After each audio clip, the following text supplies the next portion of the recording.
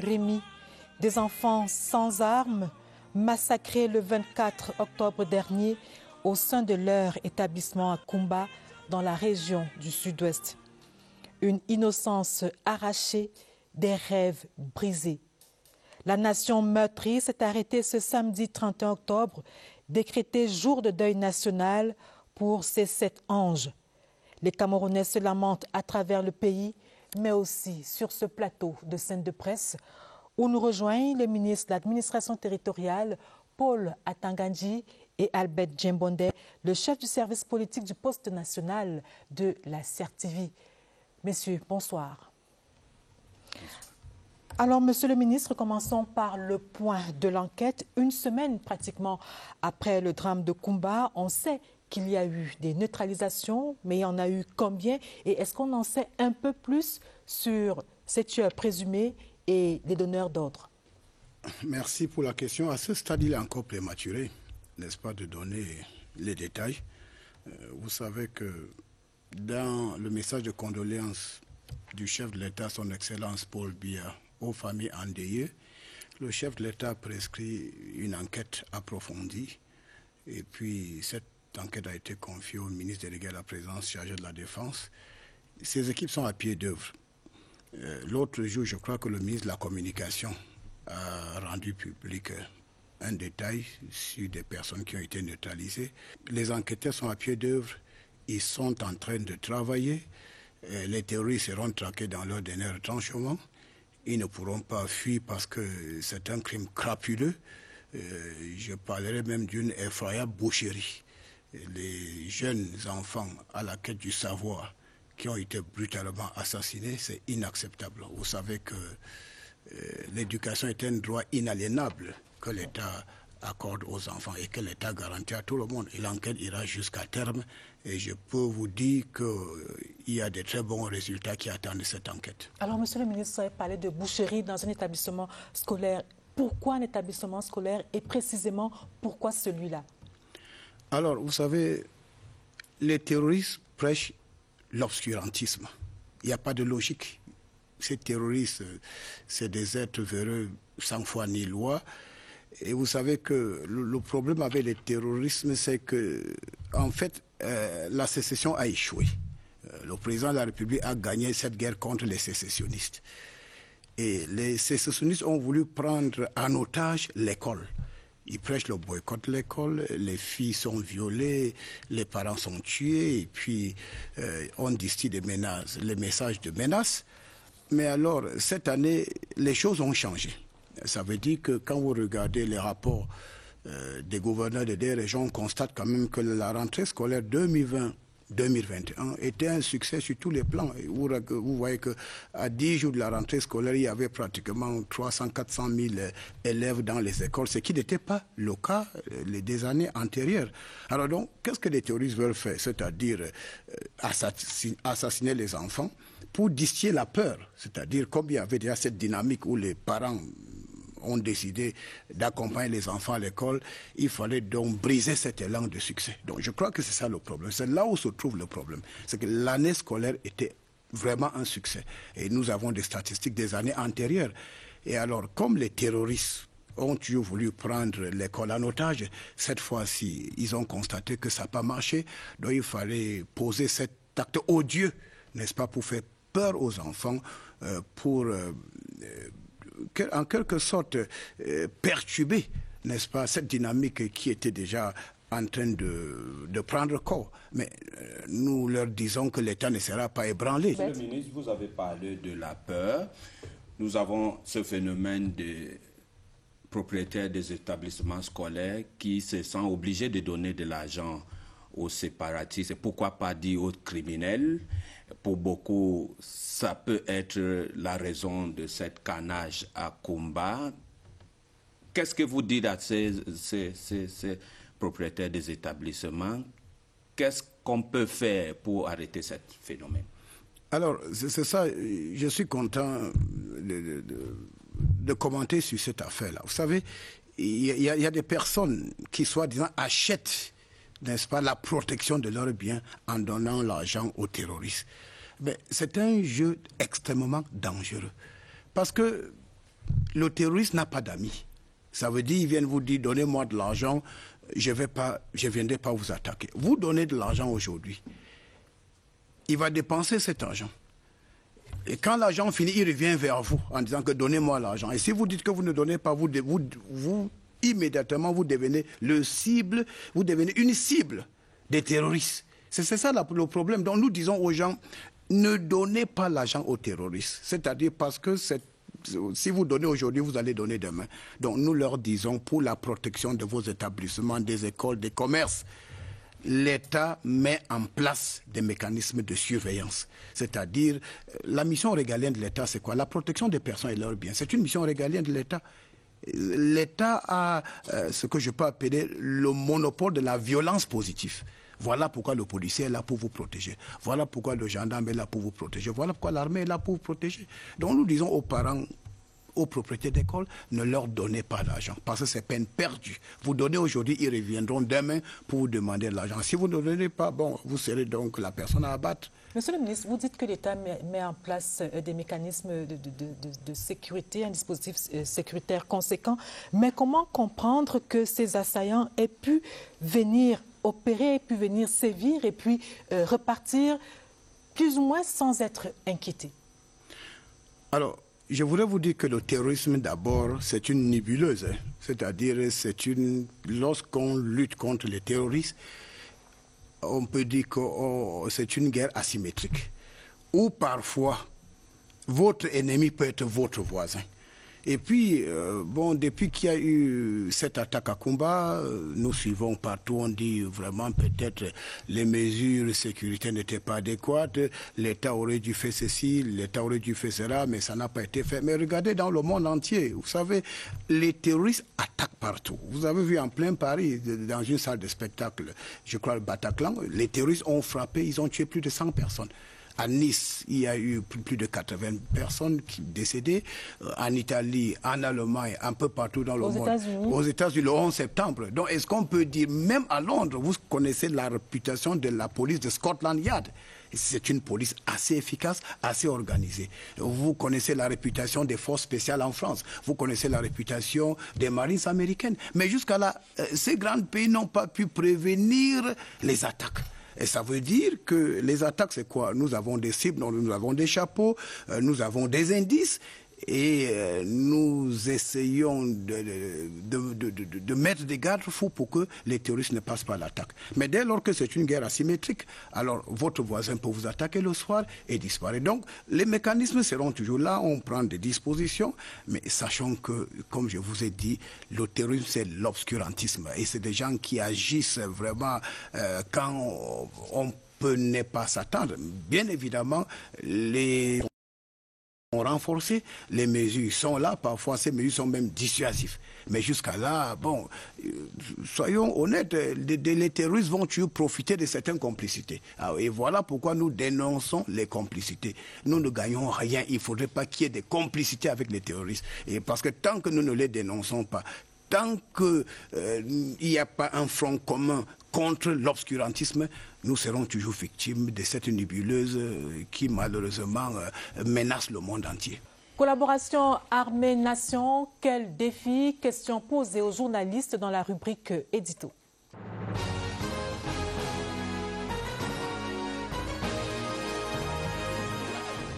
Il faut comprendre qu'une bonne partie de la population ait peur de représailles des sécessionnistes qui vivent avec elle dans ces régions-là au quotidien. Ensuite, il y a au-delà de la peur, la complicité, parce que beaucoup de ces populations partagent d'une certaine manière la cause défendue par les sécessionnistes. Les populations du nord-ouest et du sud-ouest sont prises en étau. En étau, pourquoi? Parce que d'un côté, il y a des pouvoirs publics qui recherchent des rebelles, qui recherchent des assassins, qui recherchent ceux qui sont à l'origine des exactions. De l'autre côté, les responsables, tout au moins ceux qui sont les acteurs principaux et qui tapissent dans cette zone-là, c'est-à-dire au nord-est et au sud-ouest, sont à la recherche également des populations qui pourraient éventuellement les dénoncer. Ils évitent de dénoncer parce que les lendemains pour eux ne sont pas du tout assurés. L'école de Kumba, par exemple, qui a été attaquée l'autre jour, a une PTAs. et les parents de cette PTAs et les enseignants de cette PTAs qui en temps normal se réunissent pour protéger l'école, pour l'équiper, pour l'alimenter, pour la soutenir, devraient être les premiers à l'avant-garde du mouvement de dénonciation, à l'avant-garde du mouvement de sécurisation, de protection de l'école. Que ce monde-là, que tout ce monde, enseignants et parents, soit aujourd'hui en retrait, silencieux, me semble quelque chose de pas particulièrement compréhensible, surtout au moment où les exactions se multiplient.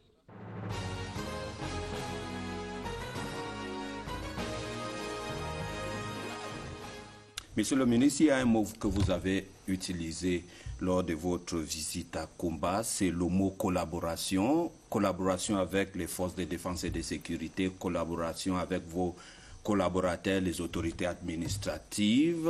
On constate que, mine de rien, il y a eu un lavage de cerveau d'un degré assez élevé dans toute cette zone, Koumba, mais également dans tout le département de Mémé. Qu'est-ce qui justifie cette méfiance des populations, beaucoup qui refusent de collaborer? Bon, je vous dis, au départ, il pouvait avoir méfiance. Mais aujourd'hui, je peux vous dire, sans risque de me tromper, qu'il y a une bonne synergie d'action entre les forces de défense et de sécurité, les autorités administratives. Et à chaque fois que nous bénéficions de ce type d'informations, on essaye de suivre les cibles et on arrive toujours à mettre main. Donc nous demandons aux populations, la collaboration est très importante. Parce que les populations aujourd'hui constatent qu'il n'y a rien, je dis bien rien de bon qu'on puisse tirer des sécessionnistes, des terroristes. Sauf que c'est des populations qui vivent dans la peur, monsieur le ministre. Alors cette population, de qui elles ont le plus peur? Est-ce de l'armée ou alors des terroristes? L'armée accompagne les populations avec leurs occupations.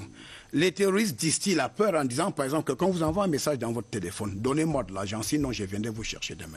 Voilà pourquoi nous disons aux populations, si vous recevez un message dans votre téléphone, quelqu'un vous dit, venez me donner de l'argent, sinon je viendrai vous kidnapper. Donnez le message à la police, à la gendarmerie. Nous avons des mécanismes à travers ce contact de remonter jusqu'à trouver le terroriste. Mais si vous prenez l'information, vous gardez l'information, vous serez ciblé tôt ou tard. Donc nous disons la collaboration. Et la collaboration, c'est une synergie d'action entre les forces de défense et de sécurité, les populations et les autorités administratives. Et d'ailleurs, vous constatez maintenant qu'aujourd'hui, lorsque nous disons, par exemple, qu'on va un peu réduire l'effectif de l'armée quelque part, les populations ne sont plus d'accord. Les populations disent qu'il faut renforcer la présence des forces de défense et de sécurité. Parce que cette présence est dissuasive. C'est une présence dissuasive. Alors, il y a les populations, mais il y a également les forces vives locales, les chefs traditionnels et l'Église. Quel est l'état de la collaboration avec ces différents corps-là? Au départ, nous disons-le, les terroristes bénéficiaient de certaines complicités parce qu'il y avait un double langage. Il y a des gens qui condamnent le jour, mais la nuit, ils sont avec les terroristes. Mais aujourd'hui, vu les dégâts, parce que nous parlons quand même, je prends quelques cas, on a neutralisé un terroriste à Yéké il n'y a pas longtemps. Quand vous regardez le téléphone d'Ayéké, il y a 127 personnes qui ont été exécutées sommairement par un seul terroriste. Quand vous prenez le cas de Fontaine Madoc qui a été neutralisé à Pamena, vous regardez dans son téléphone, il a exécuté froidement 98 personnes, y compris la mère de ses deux enfants. Alors, vous voyez donc, nous disons aux populations que ça ne sert à rien de traiter avec ces gens. Vous devez les dénoncer parce que la sécession a échoué. Monsieur le ministre, à quelques jours après ces massacres de Koumba, nous avons vécu à une scène où certains séparatistes mettaient de fausses informations dans les réseaux sociaux concernant des tueries à Ombe, certains disaient à Limbes, ce qui démontre qu'ils ne dorment pas pour déstabiliser cet élan prise pour un bon retour de nos enfants à l'école. Nous avons l'impression que l'État ne peut rien contre ces commanditaires-là qui, malheureusement, ne sont pas dans notre pays. Le Cameroun a des vrais ou des faux amis. Sinon, pourquoi ils ne sont pas encore arrêtés? Alors, je commencerai par une phrase célèbre du président Paul Biya. Il n'y a pas longtemps, il disait devant le corps diplomatique Le terrorisme est une menace globale. Et le chef d'État a précisé, en menace globale, il faut une riposte globale. Ça veut tout simplement dire que si nous sommes tous d'accord que le terrorisme est une menace globale, alors un terroriste qui quitte le Cameroun, qui va dans un pays voisin, ne peut pas rester dans ce pays voisin pour mener une guerre contre son pays. Et je crois que nous saluons ici l'exemple du Nigeria, où il y avait des Camerounais égarés qui sont allés au Nigeria pensant qu'ils pouvaient déstabiliser le Cameroun à partir du Nigeria. Ça n'a pas marché parce que le gouvernement a mis, n'est-ce pas, les a renvoyés en disant que allez répondre de vos forfaits dans votre propre pays. Alors les gens disent que bon, ces gens se baladent, bien évidemment, mais la plupart de ces gens, il y a des mandats d'arrêt. Tous ces gens-là, la plupart, ils sont sur les coups des mandats d'arrêt.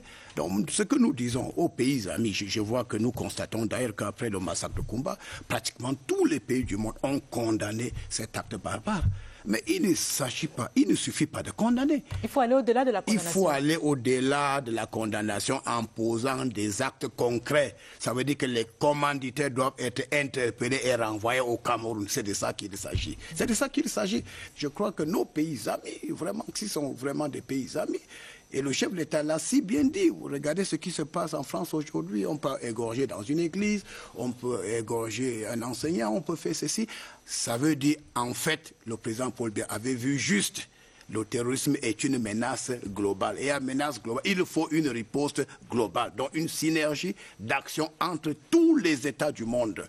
Comme ça, il n'y aura pas de cachette. Pour les terroristes, en ce moment-là, on va neutraliser véritablement le phénomène de ce terrorisme. C'est une nébuleuse qui nuit sincèrement à la stabilité des pays. Alors, pour revenir au Cameroun, Monsieur le ministre, pensez-vous que le massacre de Kumba vient briser les efforts de normalisation? Je ne le dis pas. Vous savez, c'est ça le but recherché par les terroristes. Mais de l'autre côté, nous avons un État fort, un État stable. N'oublions pas, mais quand les gens ont commencé ces activités dangereuses, c'était des revendications corporatistes, en disant que les avocats n'ont pas ceci, les enseignants n'ont pas cela. Je reçois chaque jour les avocats et les enseignants. Il y en a qui sont honnêtes, qui me disent, Monsieur le ministre, vraiment, nous devons dire merci au chef de l'État, parce qu'il est allé au-delà de ce qu'on demandait. Quand ils ont commencé cette guerre insurrectionnelle, ils ont dit que nous aurons, n'est-ce pas, la reconnaissance internationale. Aujourd'hui, force est de constater que les terroristes n'ont aucun soutien au plan international. Et les terroristes ont prétendu qu'ils vont avoir un soutien des pays africains. Aujourd'hui, force est de constater que les terroristes n'ont aucun soutien au plan africain. Les terroristes ont utilisé les populations comme des boucliers, les intimidations, les menaces, les kidnappings pour faire peur aux populations. Aujourd'hui, les populations ont compris que le chemin, c'est il faut soutenir le gouvernement et travailler en étroite collaboration avec les autorités administratives et les forces de défense et de sécurité pour barrer la voie aux terroristes. Les terroristes, même chez Dieu, n'ont pas de soutien. Qu'est-ce qui reste aux terroristes? Le diable, le Satan. Qu'est-ce qu'on peut faire avec quelqu'un qui pactise avec le diable et le Satan? Nous disons que force restera à la loi. Donc l'acte de combat, c'est regrettable, c'est malheureux, mais la logique, c'est d'ébranler la République. Les terroristes ne peuvent pas ébranler la République. Sauf que, Monsieur le ministre, c'est vrai, pas mal de concessions ont été faites par le gouvernement, le chef de l'État, sauf qu'il y a certaines personnalités politiques et morales qui demandent plus d'efforts, surtout en ce qui concerne le dialogue. Tenez par exemple, tenez par exemple le député Cabral Libi qui dit écoutons Bibi Simancho, le révérend Fonky Samuel Foba, moderator of the PCC, qui dit vouloir un dialogue plus inclusif. Certains parlent de faire ressortir le document du cardinal Tubé. Bon, vous savez, la particularité du Cameroun est que tout le monde est intelligent. Et tout le monde peut donner des leçons. Sans pour autant faire son travail, on pense que c'est l'autre qui fait mal son travail. Je voudrais vous dire, et je le dis chaque fois, que le président Paul Biya est le Camerounais le mieux renseigné. De par la Constitution, le chef de l'État définit la politique de la nation. Et cette politique est mise en œuvre par le Premier ministre, chef du gouvernement.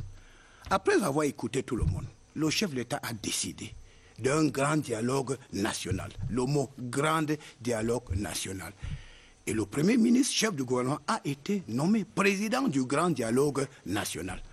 Et lorsque vous constatez comment le grand dialogue national a été géré, le Premier ministre, chef du gouvernement, a consulté beaucoup de personnalités avant et après le grand dialogue national. Il a écouté des gens, les gens ont fait des propositions, il y a plusieurs ateliers. À la fin du grand dialogue national, les recommandations ont été mises sur la table. Cette recommandation mise sur la table, le chef de l'État a fait un tweet en disant que les recommandations, on tiendra compte de leur pertinence en fonction des moyens. Nous allons passer à la vitesse supérieure. Parce que certaines élites ou certaines forces vives de la nation estiment que ce grand dialogue n'a pas encore atteint tous ses objectifs. Je dis donc d'abord que le grand dialogue national a été un dialogue inclusif. Inclusif parce que le Premier ministre a permis à tout le monde, du moins les Camerounais de bonne foi, de faire des propositions concrètes. Le Premier ministre a même demandé que ceux qui ne pouvaient pas se déplacer, il y avait des sites, les sites Internet et tout ça, les sites où chacun pouvait faire ses contributions. Vous avez parlé du cardinal Toumi. Le cardinal Toumi avait un projet. Mais quand le chef de l'État a convoqué le grand dialogue national, il était même chargé d'un atelier. Alors le cardinal est venu au grand dialogue national et il avait son document. J'ai acheté son document. Mais il a d'abord participé au grand dialogue national convoqué par le chef de l'État. Parce que c'est lui qui a le mandat de gérer les Camerounais. Je crois que c'est ça l'attitude responsable. Qu'est-ce qu'il faut écouter? Les Camerounais à part entière qui ont accepté de contribuer au grand dialogue national, ou les Camerounais politiciens véreux qui, de surcroît, n'ont reçu aucun mandat pour parler au nom d'un peuple et qui pensent qu'ils devraient être traités comme les Camerounais entièrement à part. C'est là où nous disons que ce n'est pas possible, c'est de l'imposture. Et que répondez-vous à ceux qui appellent à un cessez-le-feu? Cessez-le-feu de quoi? Est-ce que nous allons mettre un État légal qui a le monopole de la violence positive au même niveau que des terroristes qui ont pris des armes et qui, de surcroît, n'ont même pas, ne peuvent même pas gérer une boutique et vous demander de dialoguer avec. Non, soyons sérieux. Le cessez-le-feu s'applique dans un cas où un État n'arrive plus à s'auto-gérer, où un État n'a pas les moyens de sa propre défense, où ce sont les autres qui doivent venir aider un État à gérer sa propre défense. En ce moment, ayant constater, n'est-ce pas, cette défaillance, les autres vont revenir avec on a les MINUSCA et tout, on a vu ailleurs, où on dit maintenant que comme vous êtes incapable et les autres contrôlent une partie de votre territoire, en ce moment, on parlait en cessez-le-feu. Le Cameroun compte 360 arrondissements, 58 préfets, 10 régions. Tout le personnel est en place. Même Boko Haram, qui était mieux structuré, qui avait plus de moyens que les terroristes du nord-ouest et du sud-ouest, Boko Haram n'a pas pu occuper 1 mètre carré de notre territoire. N'oublions pas que dans le nord-ouest et le sud-ouest, nous avons affaire à nos enfants, à nos propres enfants, à qui le chef de l'État toujours donné la possibilité de déposer des armes et de réintégrer la République. Voilà pourquoi dans ces 2 régions, nous sommes dans la logique de la pédale douce. Nous allons graduellement. Alors, monsieur le ministre, il y a une autre opinion, celle de l'honorable Cabral Libby, qui lui, par contre, demande de recourir à l'article 9 de la Constitution au regard des exactions qui sont commises dans les régions du Nord-Ouest et du Sud-Ouest, notamment en ce qui concerne l'instauration de la proclamation de l'état d'urgence dans ces régions-là. Qu'est-ce que vous en dites? Voilà, bon, Cabral Libby, c'est un jeune politicien, c'est vrai, il est libre de ses idées, il demande que le chef de l'État peut décréter l'état d'urgence. Mais est-ce que la menace dans les 2 régions peut conduire le chef de l'État à décréter l'état d'urgence? La réponse, je dis non. Puisque nous avons combattu Boko Haram, qui avait des chars, des blindés, les armes de guerre, avait une milice structurée, sans recourir, n'est-ce pas, à l'état d'urgence. Et il faut savoir que l'appréciation de la menace par les populations n'est pas la même chose. Le chef de l'État est le chef des armées. Et regardez comment nous sommes structurés.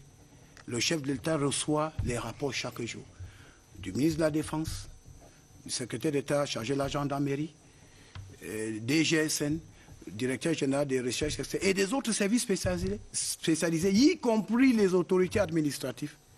Et c'est sur la base de l'évaluation des rapports de sécurité que le chef de l'État donne des orientations lorsque nous sommes confrontés à des défis sécuritaires. Donc si jusqu'à présent, le chef de l'État n'a même pas décrété un commandement, parce qu'il y a le commandement opérationnel. Le commandement opérationnel, c'est une autre étape. Et puis on a... commandement opérationnel, on parle... Non, le chef de l'État maîtrise parfaitement la situation. Alors, quel est l'impact du massacre de Koumba sur le système éducatif? Réponse d'un enseignant.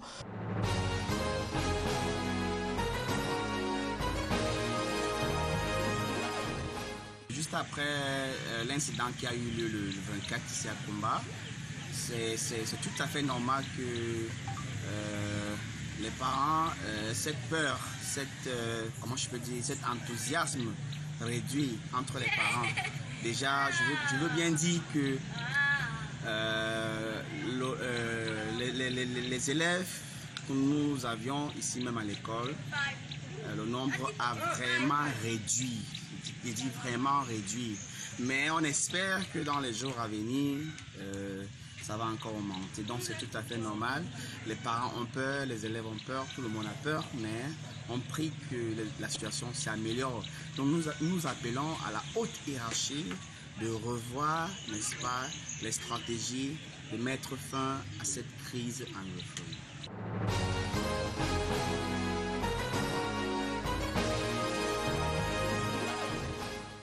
Alors, Monsieur le ministre, vous venez d'écouter cet enseignant qui nous fait part de ce que le taux de fréquentation des écoles a considérablement diminué depuis le massacre du 24 octobre dernier.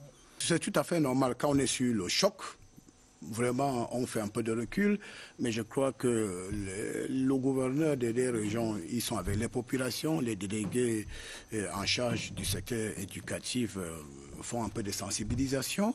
Et je pense que d'ici quelques jours, quelques temps, il y aura une reprise normale pour qu'on puisse atteindre le niveau de la rentrée scolaire qui, disons-le, était un succès total. Et je vous le dis, l'objectif recherché par les terroristes, c'était de briser cet élan pour que les enfants n'aillent pas à l'école. Ils prêchent le boycott de l'école. Les terroristes vont s'attaquer aux biens privés, aux édifices publics. C'est comme dire, moi, je n'ai pas de maison, j'ai détruit les autres maisons. Vous allez violer les filles, briser l'avenir des gens, égorger les populations, perturber la quiétude des populations. Les routes sont détruites, les hôpitaux sont incendiés, les biens privés et publics sont détruits. En ce moment, c'est des gens qui ne veulent pas le développement.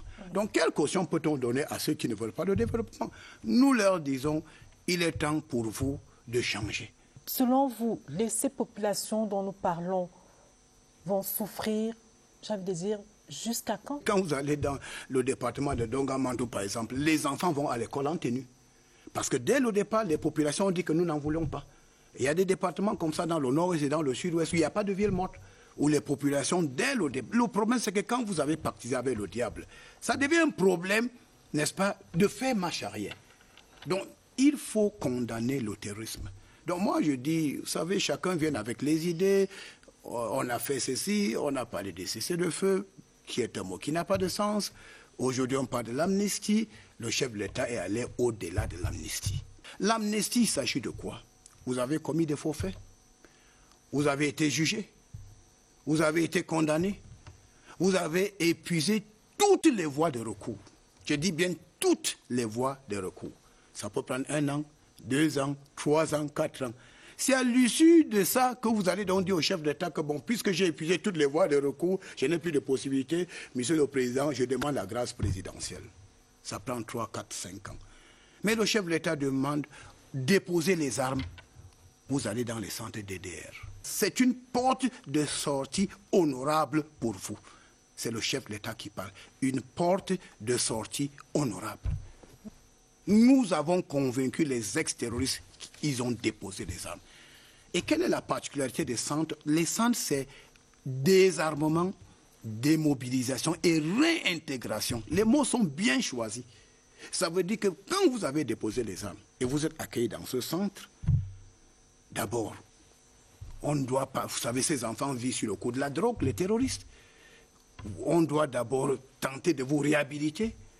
Ensuite, vous avez dans un contexte où vous apprenez au moins un métier. La maçonnerie, la menuiserie, l'électricité, la couture. Vous avez vu les centres de Bamenda et de Boya. Alors, quand les gens sont là, il y a l'informatique qui a été introduite dans un centre. Ça veut dire qu'à l'issue de votre formation de 6, 8 ou 9 mois, vous avez un diplôme qui vous permet de mieux vous intégrer dans la vie. Ça, c'est au-delà de l'amnistie. Je leur pose souvent la question, mais vous étiez en brousse. Qu'est-ce qui vous a amené en brousse? Et puis on m'a raconté des histoires dormies debout, que les terroristes sont venus, par exemple, leur dire que le sac de cacao, c'est 100 000 francs. Si nous avons l'indépendance, on va payer le sac de cacao à 1 million de francs. Ils ont dit aux gens, par exemple, les fonctionnaires qui gagnent 200 000. S'il y a un autre État, les mêmes fonctionnaires vont gagner 2 millions de francs par mois. Ils ont dit aux gens, par exemple, que les fonctionnaires vont travailler, les commerçants vont travailler, on ne va pas payer les impôts. Alors c'est pour cette raison qu'ils nous ont embarqués dans cette histoire. Il y en a qui nous ont même dit qu'on m'a dit, par exemple, si je tue quelqu'un, je tranche la tête, on va me donner 5 millions de francs.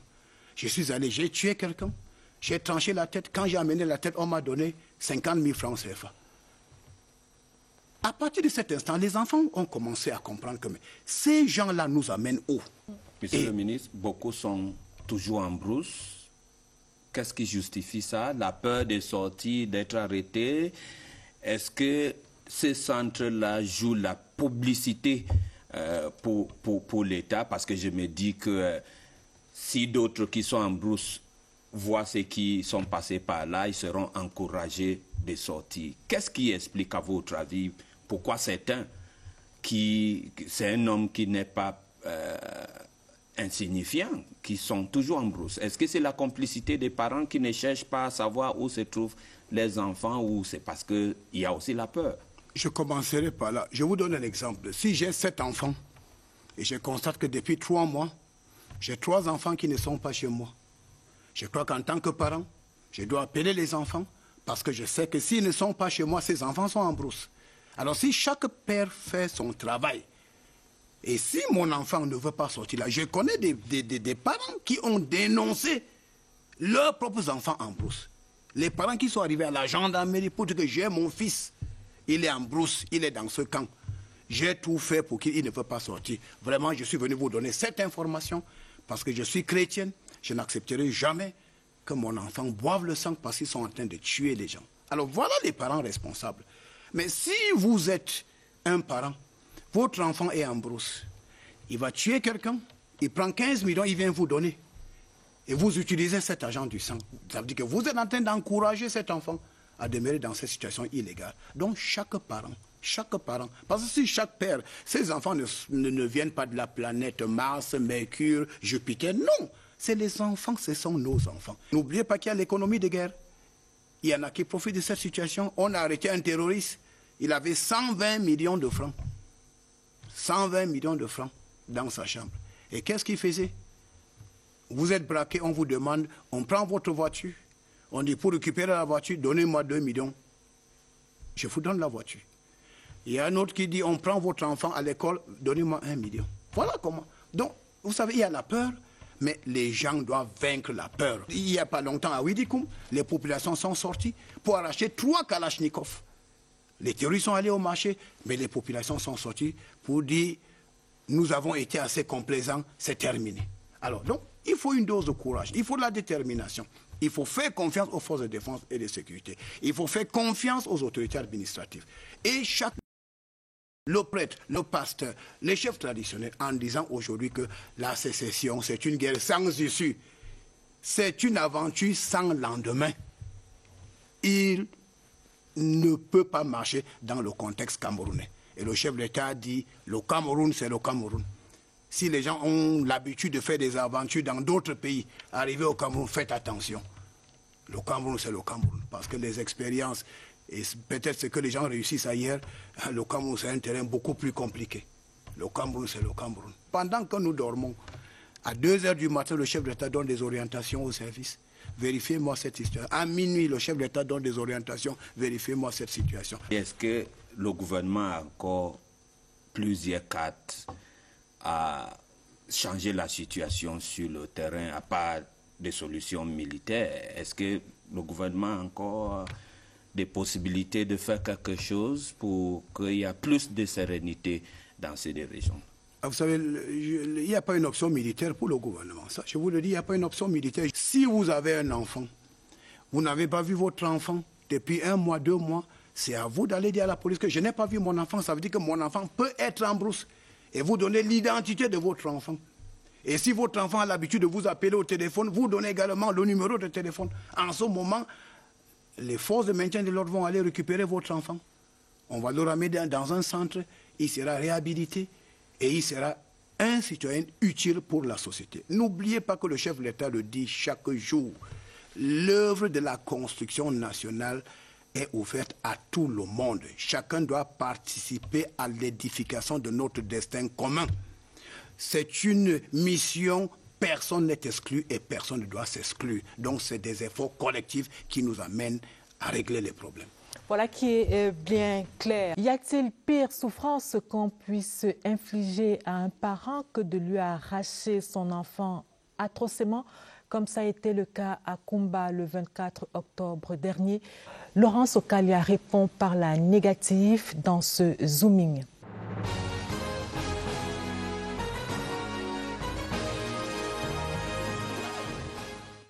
Imaginez-vous faire un baiser sur le front de votre enfant le matin et devoir recouvrir son corps inerte et ensanglanté le soir. Vous pouvez vous l'imaginer, mais nul ne pourrait ressentir la douleur des parents de Victory. Sa mère, qui venait à peine de subir une opération, a perdu connaissance à l'annonce du drame. En réalité, elle ignore qui elle est. Nous l'ignorons tous, car il n'y a pas de qualificatif pour des parents qui perdent un enfant. J'ai beaucoup donné pour qu'il devienne quelqu'un. J'ai beaucoup fait pour lui. Et au moment dont j'espère qu'il devienne gamin, c'est la mort qui lui surprend. C'est comme une bombe dans toute la famille. Et si j'ai encore vraiment le courage, c'est par la grâce de Dieu pour concevoir cet enfant. C'était 9 bonnes années de stérilité. C'est mon premier sang. C'est mon premier fils. Et le seul, à l'heure actuelle, je n'ai pas encore un autre fils. Le cauchemar des parents de Victory se vit actuellement dans 6 autres familles.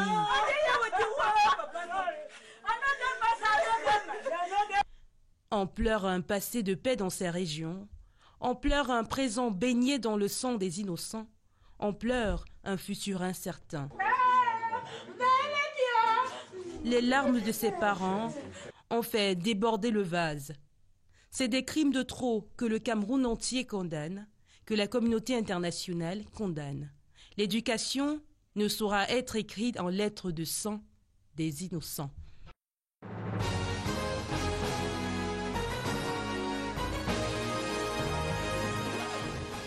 Madame, Monsieur, sur le plateau avec moi pour cette deuxième partie de Scène de presse, l'abbé professeur Jacques-Philippe Tchala, qui est prêtre, psychologue et chef du département de psychologie à l'université de Yaoundé 1 et par ailleurs recteur du grand séminaire d'Otélé.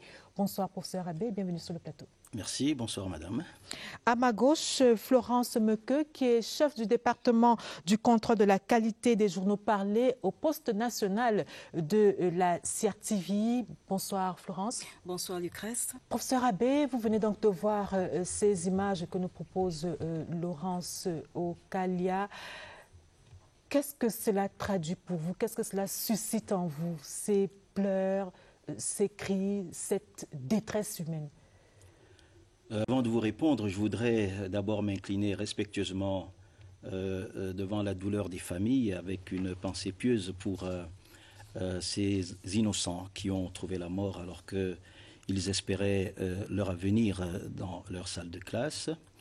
Ce que je vois dans ces images, c'est une détresse profonde des familles et des proches face à ce qui peut être considéré comme une véritable horreur.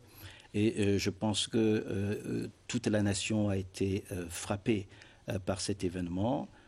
au-delà du contexte, surtout parce qu'il s'agissait des innocents qui n'ont rien à voir avec ce qui se passe de ce côté-là. Alors, vous parlez de détresse il y a quelques instants. Dans quel état sont ces familles endeuillées? Dans quel état psychologique peuvent-elles être? Je pense que nous pouvons véritablement parler de traumatisme. C'est-à-dire que le traumatisme, c'est l'ensemble des dispositifs psychiques qui sont mis en place par un individu, une communauté, pour dépasser quelque chose qui l'a complètement bousculé. Ça peut être une catastrophe comme celle qu'on a vue, ça peut être un viol, ça peut être une violence extrême, ça peut être le harcèlement moral. Et on a affaire à des individus qui sont complètement désemparés, qui sont surpris et qui sont choqués et qui ne savent pas exactement quoi faire. Et le traumatisme est suivi par ce que nous appelons le stress post-traumatique qui peut installer l'individu dans une situation qui peut être à la limite paralysante. Les peurs? Professeur, oui. Revenons sur ces enfants qui ont vécu l'horreur à Kumba. Peuvent-ils tous s'en sortir sans séquelles? Alors vous savez, quand un événement comme ça arrive, ils trouvent chacun avec son dispositif. Nous ne sommes pas égaux face à la souffrance, compte tenu du fait qu'il y en a qui ont déjà subi des souffrances avant. Il y en a qui peuvent s'y attendre et d'autres qui peuvent être complètement surpris. Mais ce qu'il y a lieu de faire, je pense qu'il faut déjà organiser des prises en charge à plusieurs niveaux. D'abord, pour les enfants qui ont été en contact émotionnel avec ces événements, dans toute la salle de classe, et puis l'école qui a aussi eu son traumatisme à son niveau, et je pense également à toutes les écoles de la région, puisque 2 ou 3 jours après, il y a eu une fausse alerte. Alors la fausse alerte a marché parce que précisément les gens sont angoissés et traumatisés et il y a comme une psychose qui peut à tout moment déclencher des scènes de panique. Aujourd'hui, les victimes, vous l'avez dit, vivent dans la peur, dans la crainte de nouvelles représailles. Que faire face à un enfant qui développe des situations de stress aigu dans ce cas-là? Il faut le prendre en charge. On croit toujours qu'on peut s'en sortir tout seul. Ces situations montrent très bien que les ressources personnelles dont nous disposons sont devenues insuffisantes pour que nous puissions nous en sortir. Et s'agissant des enfants, ils sont encore plus faibles face à de telles épreuves. Prendre en charge, et cette prise en charge doit se faire par des professionnels, notamment des psychologues, des psychiatres, des travailleurs sociaux qui sont spécialisés dans ce type d'agression, et ensuite organiser aussi des séances collectives de communication et de prise en charge, n'est-ce pas? Non pas seulement pour les enfants, mais parce que le traumatisme touche également les familles et les proches, n'est-ce pas? Donc c'est une entreprise qui doit être engagée au plus tôt. Je signale qu'il y a un numéro vert qui va s'afficher au bas de votre écran. C'est une cellule d'écoute qui a été mise en place par le ministère de la Santé publique. Alors, je voudrais rester dans le prolongement, continuer avec cette question que vous a posée Florence Meukeye il y a quelques instants. Qu'est-ce qui doit désormais alerter les parents? Alerter les parents, vous savez, lorsque nous parlons de traumatisme, rien n'est annoncé à l'avance. Hein, c'est comme un accident. Hein. Seulement, c'est dommage. Est-ce que c'est des pleurs dans la nuit? Est-ce que c'est des cris? Est-ce que c'est un enfant qui se replie sur soi? Qu'est-ce que ça peut être? Oui, alors si vous parlez des symptômes, alors il y a plusieurs étapes. Alors, il y a d'abord l'étape du choc, et puis la manière dont ces événements sont associés. Par exemple, ce qui arrive, c'est qu'il est possible que les enfants revivent cette scène-là comme des cauchemars dans la nuit ou même de jour. Ils sont traumatisés. Ça, ce sont des symptômes qui montrent vraiment que... alors, il y a aussi d'autres manifestations, perte d'appétit, crainte de l'école, des phobies qui peuvent naître, c'est-à-dire des peurs de tout, peur de l'école, peur des armes, peur des outils, s'ils ont vu des machettes, des choses de ce genre-là. Eh bien, de toutes les façons, il y a des symptômes qui sont tellement observables que, même sans être psychologue, les parents peuvent se rendre compte que leurs enfants développent des comportements qui sont au moins troublés. Vous avez parlé tout à l'heure de prise en charge et selon vous, comment se manifesterait cette prise en charge-là sur le terrain, concrètement, la prise en charge des parents, des enfants, des enseignants? Alors, nous sommes là dans le domaine de la protection sociale. Donc, il y a des initiatives qui doivent être prises à tous les niveaux. La première consiste à rassurer les familles, parce que lorsqu'on accompagne les familles, il y a deux notions. Il y a d'abord le dispositif qui peut être pris. Il y a le déplacement des personnes qui sont censées protéger les populations. Je crois qu'il y a eu des délégations qui se sont rendues sur place. Mais en même temps aussi, on a en face des personnes qui ont véritablement vécu cela. Mais cette conception ne devrait pas s'arrêter à considérer les victimes comme des clients ou des personnes assignées. Il faut aussi y ajouter un certain échange pour d'abord écouter ce que les gens ont à dire, pour être sensible à ce qu'ils ont vécu, faute de quoi il va arriver ce que nous avons vu pendant qu'il y a une délégation qui parle, quelqu'un se lève pour protester, tout simplement parce que la dimension échange n'a pas été suffisante. Abbé professeur, le traumatisme a été vécu à l'échelle nationale. Oui. Ces images d'une rare violence ont choqué les Camerounais. Et comment assurer la prise en charge à l'échelle nationale? Alors, à l'échelle nationale, je pense qu'il faut d'abord communiquer. Je crois aussi que une émission comme celle-ci a pour objectif d'informer nos compatriotes et de les éclairer sur la nature de ces événements et sur la manière dont ils peuvent être gérés. Et à tout le moins, il faudrait toujours savoir que lorsqu'on parle de traumatisme ou d'accident, ce n'est jamais quelque chose qu'on a préparé à l'avance. Même si on se doute qu'il y a des choses qui peuvent arriver. Mais une fois que c'est arrivé, le drame, c'est de penser que ça va encore arriver. Mais sait-on jamais. Alors, il y a aussi la dimension spirituelle, professeur Abbé. Est-ce que la prière peut être une solution? Si oui, comment? Alors, je suis d'accord avec vous pour la dimension spirituelle. Vous savez, lorsqu'il y a un drame quelque part, généralement, lorsque ce drame est lointain, ce n'est pas le cas, on se dit, ah tiens, il y a eu tel événement à tel endroit. Mais lorsque ce drame est proche, eh bien, nous commençons à nous poser des questions philosophiques et spirituelles. C'est le pourquoi moi. Alors le pourquoi moi renvoie à mes croyances, renvoie à la conception que j'ai de la vie et de la mort. Et c'est là que s'insère la spiritualité. Et puisqu'il s'agit de la mort, eh bien, les questions spirituelles se posent, bien entendu.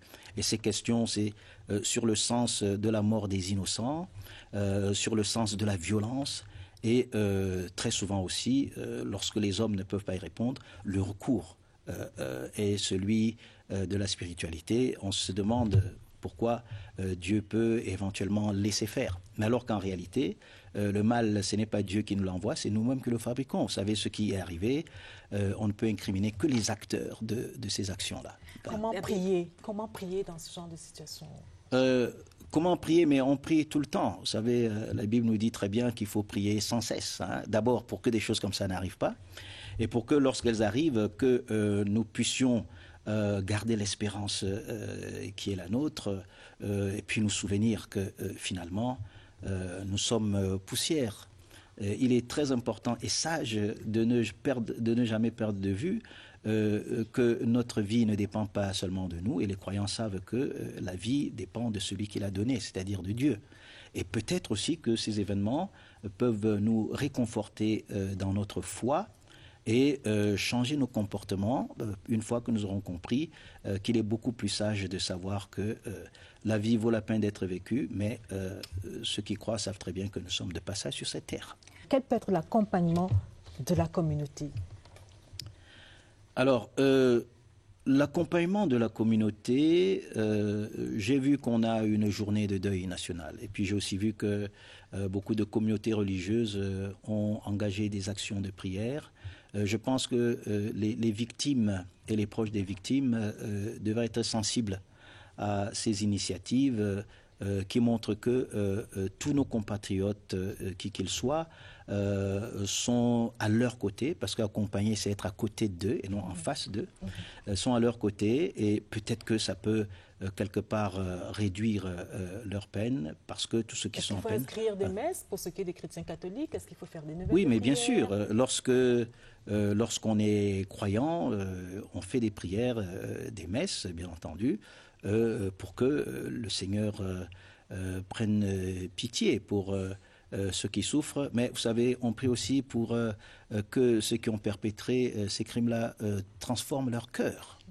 Parce que c'est de ça qu'il s'agit aussi. Et l'Église? Alors l'Église, vous savez, le pape François, c'est une tradition, tous les mercredis fait une audience publique où il reçoit tout le monde. Dans une partie de cette audience, il a eu une pensée particulière pour les enfants de Kumba. Et je pense que ceux qui sont croyants se sentent vraiment spirituellement soutenus. Abbé professeur, malgré toutes ces initiatives, l'on note comme un regain de violence. L'Église a-t-elle failli à sa mission? Le discours religieux fondé sur la paix, la tolérance, l'amour fraternel, l'amour du prochain, il ne passe plus ce discours? Ou alors nous devons interroger les politiques? Oui, alors, nous sommes là dans les apparences. Vous savez, ce n'est pas de la pourfendrie. L'Église a 2000 ans, elle propose la bonne nouvelle aux âmes de bonne volonté. D'abord, ce n'est pas tous les Camerounais qui se comportent comme ce que nous avons vu. Il y a des gens qui ont accueilli l'Évangile en ayant des comportements adaptés à ce qu'ils croient. Il y en a d'autres qui ont beaucoup plus de mal, et puis il y en a aussi qui l'ont refusé. C'est une proposition, ce n'est pas une injonction. Mais l'Église continue de proposer, et c'est sa mission dans le monde, la paix, la vérité et la justice. Elle ne s'arrêtera jamais, quelles que soient les circonstances. Professeur Abbé, l'Église, dans cette partie du pays, il faut le dire, a quand même tenu un discours ambigu pendant un certain temps. Aujourd'hui que ce drame arrive et qu'il vient s'ajouter à d'autres drames, comment doivent se comporter les pasteurs? Quels sont les discours que les pasteurs et les prêtres doivent tenir à la communauté des chrétiens aujourd'hui, aux fidèles chrétiens? Alors, je ne sais pas si je suis d'accord avec vous lorsque vous parlez d'un discours ambigu. Moi, ce que j'ai suivi, qu'il s'agisse des pasteurs des églises frères et des catholiques et puis d'autres religions, c'est un discours très très constant. C'est la demande de la paix, la demande pour qu'on trouve une solution pacifique camerounaise à ce qui se passe chez nos frères du Nozo. Peut-être qu'il y a aussi des interrogations sur certaines lenteurs, mais je pense que l'Église a sans contradiction continué à demander que les gens se parlent et que les armes se taisent. Monsieur l'abbé, les Camerounais se posent toujours la question, les leaders religieux ont-ils véritablement joué franc jeu? On le sait, les terroristes vivent au sein de nos communautés. Oui, vous dites bien qu'ils vivent au sein de nos communautés, vous ne dites pas qu'ils vivent au sein de l'Église. Et l'Église est dans la communauté, voilà. Mais je crois que nous avons un discours constant, nous proposons la bonne nouvelle à tous, aux victimes, aux agresseurs, à ceux qui ne sont pas ceux qui ne sont pas chrétiens, mais il y a une constance. Maintenant, est-ce qu'il y a échec? Moi, je ne parle pas d'échec. Je dis qu'il y a des gens qui accueillent l'Évangile, mais il y en a d'autres qui ont beaucoup plus de mal à l'accueillir. Donc, on ne peut pas parler d'échec. J'ai entendu beaucoup de solutions où des gens demandent qu'on fasse appel à je ne sais pas qui. Non. Vous savez, lorsque vous êtes en conflit et que vous faites venir un tiers, le tiers va résoudre le conflit en fonction de ses propres intérêts. Est-ce que les Camerounais sont capables de se parler entre eux? Si oui, faisons tout pour que cela se fasse. Si on a déjà essayé de le faire et que ça n'a pas marché, voyons comment on peut faire pour que tout le monde soit intégré dans un dialogue, mais à la condition que nous soyons tous de bonne foi. Parce qu'il est possible aussi que des personnes aient choisi délibérément de ne jamais s'associer à la paix. Alors contre cela, je ne sais pas ce qu'il faudrait faire. Le retour à l'école pour ces enfants traumatisés se ferait dans quel délai selon vous? Alors là, c'est une décision d'abord qui peut être administrative. Et quand je dis administrative, c'est qu'elle peut avoir des motivations qui ne sont pas nécessairement psychologiques. Parce qu'il est quand même question de montrer que la vie continue. C'est peut-être trop tôt de le dire. Mais je pense qu'il faut laisser un certain temps aux familles pour se reconstituer. Surtout pour cette école-là où c'est arrivé. Il faut d'abord faire un diagnostic pour voir quelle est la profondeur du traumatisme chez les enfants et chez les enseignants, parce que nous ne parlons pas suffisamment des enseignants. Ce n'est pas eux qui étaient visés alors qu'ils étaient là. et à partir de là, voir comment progressivement recommencer à instruire nos chers enfants. Mais il faut du temps. Pour ceux qui nous regardent ce soir, dès ce soir par exemple, que faut-il faire? Que faut-il faire tant sur le plan psychologique, mais surtout sur le plan spirituel en un mot? Alors sur le plan psychologique, nous devons commencer à nous organiser pour accompagner les familles et les enfants qui ont été durement frappés par ce drame. Sur le plan spirituel, comme je l'ai dit tout à l'heure, nous devons continuer à prier parce que il nous a été demandé par le Christ de prier sans cesse. Il faut continuer à prier, quels que soient les événements.